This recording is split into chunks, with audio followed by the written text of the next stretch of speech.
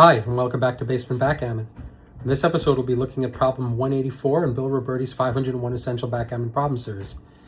In this problem, which is a checker play problem, we have to figure out how black is going to play a 3-2. Please notice that white is on the bar, that there is a cube that white currently possesses at 2, that's important, and there's a lot of stuff going on all over the board.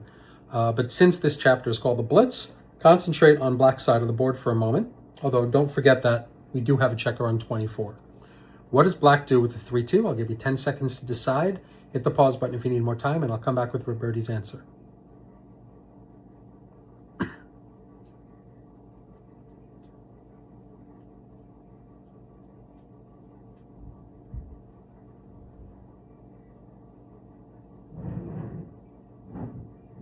Okay, so Robertie's answer is 6-3 hit, which I'm sure a lot of you got. And the 2 is 13-11, which I'm sure some of you missed. Let's talk about why that's the case. I'll bring it back to the original position and why this is the best move. White has been caught with a checker on the bar, and black is ready to launch a powerful blitz attack. If successful, he'll win a gammon and 4 points. The first step is to keep white from anchoring, so black hits with 6-3. Okay, we understand that. The final step is to figure out the best 2. Moving up the back checker, 24-22, is craven, which means cowardly. If the attack works, that checker will be able to escape at any time. And shifting from 9 to 7 doesn't do much. The shift move leaves black with 3 builders aimed at the 5-point and 3 aimed at the 3-point, which is exactly what black had before, like this. The only play which brings new ammunition to bear is 13-11.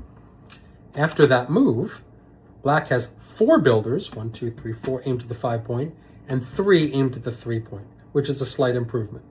When your opponent is on the bar, pile on the pressure. So, what Robertie is saying here is that the very first thing we need to do in this blitz attack is make sure that white doesn't anchor up. So keep checkers on the bar, okay, even if it means putting one of your checkers at risk. In which case, hey, listen, if white comes in with a 3-3 on the next play, yeah, that ends the blitz. We get it. But even if white comes in with just a 3, we still have blitzing opportunities.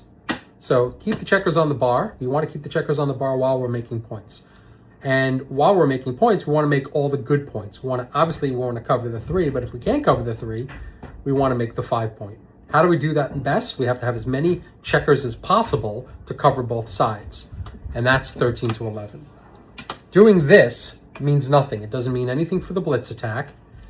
Just putting this up here, 6s are going to be good. For instance, this 6 is going to be needed. So why do we need the 6 to jump out? We could jump out later if the blitz attack works. So there's no need to move this. And moving this from here to here doesn't give you any extra numbers to cover either the 5 or the 3, but 13-11 does. That's the reason that that's the best play, but let's throw it over to XG and see what XG has to say about it. We'll come back with that analysis in just a moment.